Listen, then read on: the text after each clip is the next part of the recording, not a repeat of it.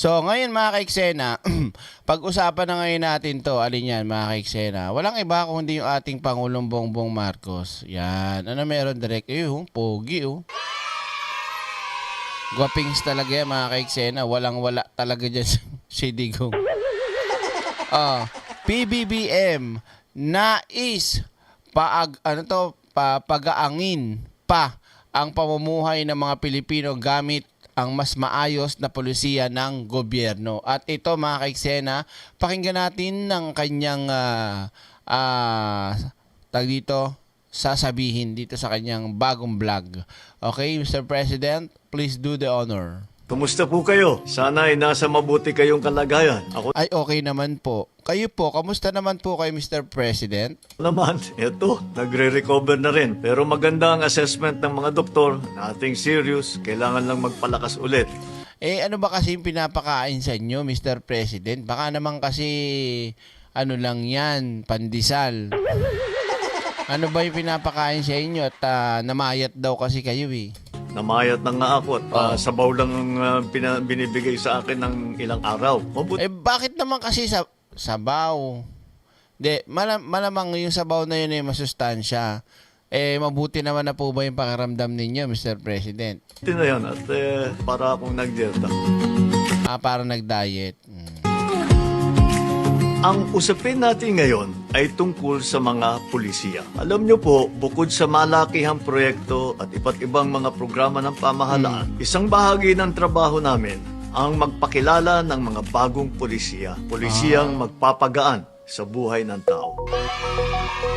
Paano natin malalaman na ang isang pulisiya ay maganda? Ang isang pulisiya na maganda ay matutupad kung anuman ang inyong ninanais, halimbawa para sa pamahalaan, para pagandahin ang buhay ng tao, para magbigay tayo ng magandang healthcare, para matulungan natin ang mga Yes, ipinost ko sa Facebook page ko yan, mga kaiksena.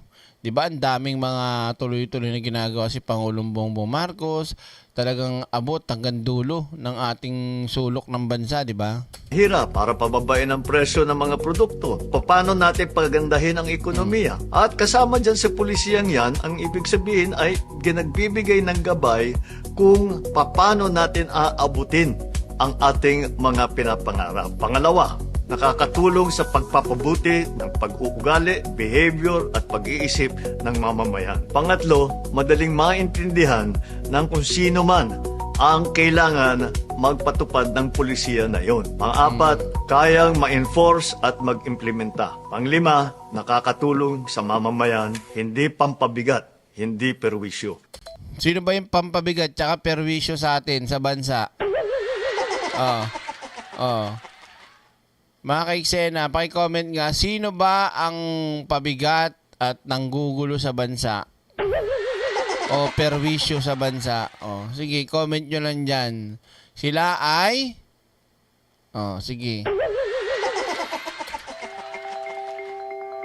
Sa ibang bansa, higit na papapansin ang epekto ng pulisiya sa kultura at pag-uugali ng tao. Una dyan siyempre, ang pulisiya sa pandisiplina. Halimbawa, tanyag ang Singapore sa pulisiya na pagbabawal ng bubble gum. Pinagbawal ang pagbebenta at pagpapasok nito sa bansa dahil napakahirap linisin at kapag idinidikit kung saan-saan. Maraming insidente na na-stuck ang mga pinto ng tren dahil sa improper disposal.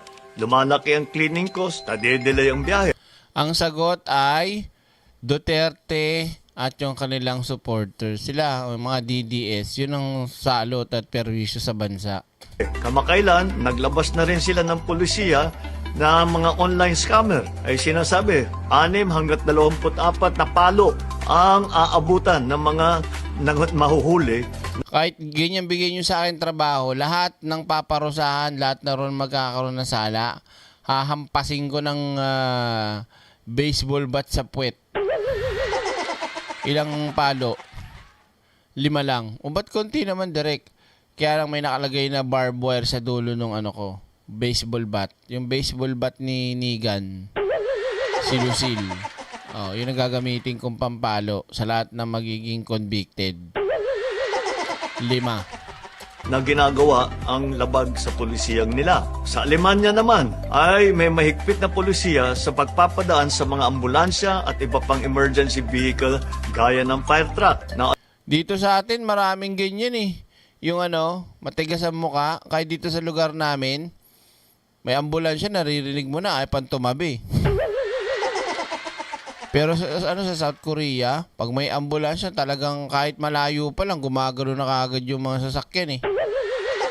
Oo, dito sa Pilipinas, nandyan na yung ambulansya, nakatutok pa oh. Yung motor ayaw tumabi. O kaya e-bike. Galit pa yung e-bike. Ano ba? Ba? Mamadali ka ba? Ambulansya yun.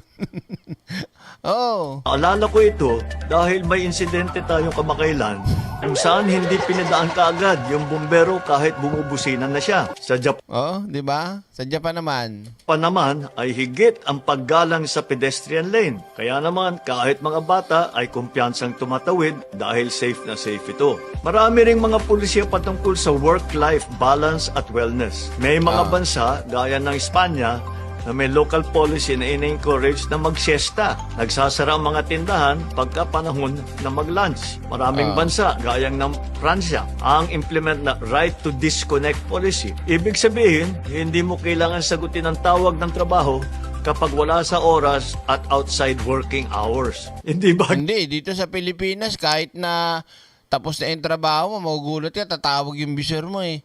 Hello, baka pwede ka namang kasi may kailangan lang ako punta, ikaw na muna pumasok.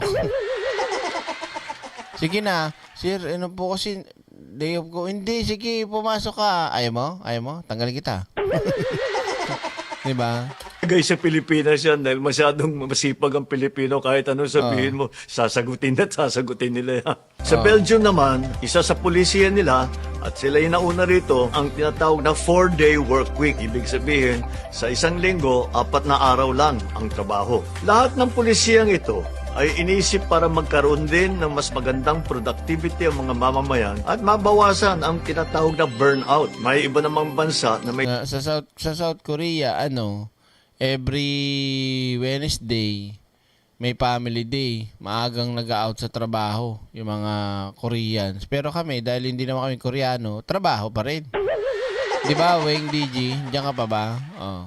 May special policy sa kalusugan. Malalaking tax ang ipinapataw sa mga sugar products para ma-discourage ang mamamayan na masyadong ang pagkonsumo nito. Isa ang Mexico sa gumawa nito. May version din ng UK, Middle East, pati na rin tayo dito sa Pilipinas. Sa New York, ipinagbawal yung tinatawag na trans fat. Hindi ka pwede na mag-serve ng pagkain na may trans fat na laman. Ito ay paraan para labanan ang obesity at diabetes sa mamamayan natin. Maganda lahat yan. Yang sa road courtesy, kailangan natin yan. Pati yang sa kalusugan, kailangan din natin yan. Pero ang tingin ko, kailangan natin tutukan ang mga lumang polisiya na nagpapabagal at nagpapahirap sa mga government transaction, sa ease of doing business. Ika nga. Yan, alam ko na yan. Kasi talagang maraming mga, alam mo yun, mapagsamantala sa mga government, tag dito, tawag doon, government kineme-eme na lang.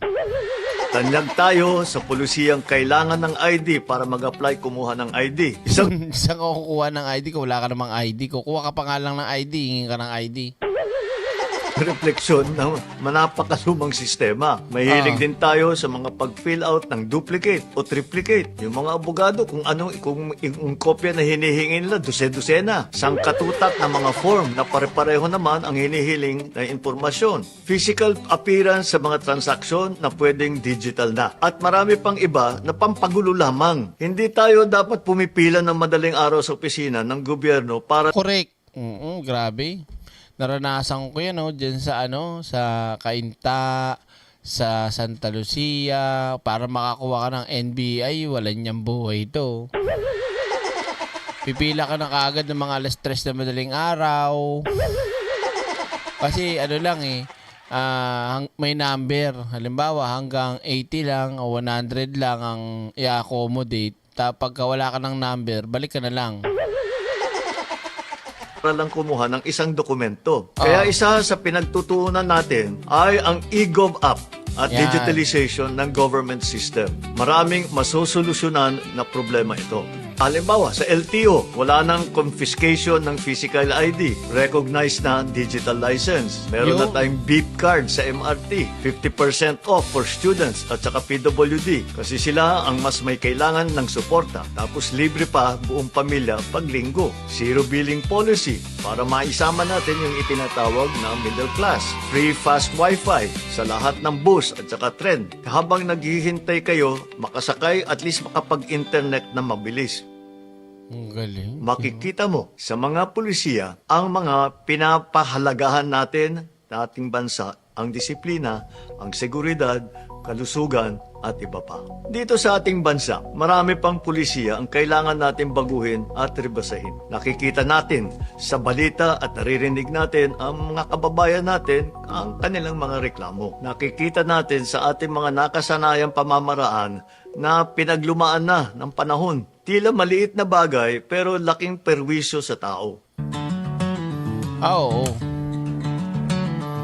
Kailangan padaliin ang pamumuhay ng Pilipino dahil ang sistema ay kailangan nagdadala ng ginhawa sa tao, hindi sakit ng ulo. Kailangan din natin tandaan na matagumpay ang mga pulisiya sa ibang bansa dahil sa kooperasyon ng ating mga mamamayan. Na bagamat hindi popular sa simula, Alam niyo naman, Mr. President, ang di lang naman nakikipag-cooperate yung mga DDEs lang naman talaga Bakit? Hindi kasi nila matanggap yung inyong ginagawa o yung inyong nagagawa. Di ba? Hindi nila matanggap. Pero kapag oras ng ayuda, oras ng may makukuha, ayan, dyan sila magaling. Oh. ang isang pulisiya, kapag binigyan ng pagkakataon maimplementa ng tama, maganda naman ang resulta. At Oo. siyempre, tandaan natin na sa kabila ng pulisiyang inilalatag natin, ito dapat ang nagtutulak sa atin mga maging mas mabuting Pilipino. Ang mga pulisiya ay kultura na isinusulat bilang batas. Ipaalam ninyo sa amin sa comment section kung may mga mungkahi kayong pulisiya na makakatulong solusyonan ang marami nating problema. Aabangan namin ang mga suggestion ninyo. Yun. Thank you, Mr. President, for that wonderful explanation. At syempre, sorry na lang sa mga DDS dahil mahirapan na naman kayong tanggapin. Okay?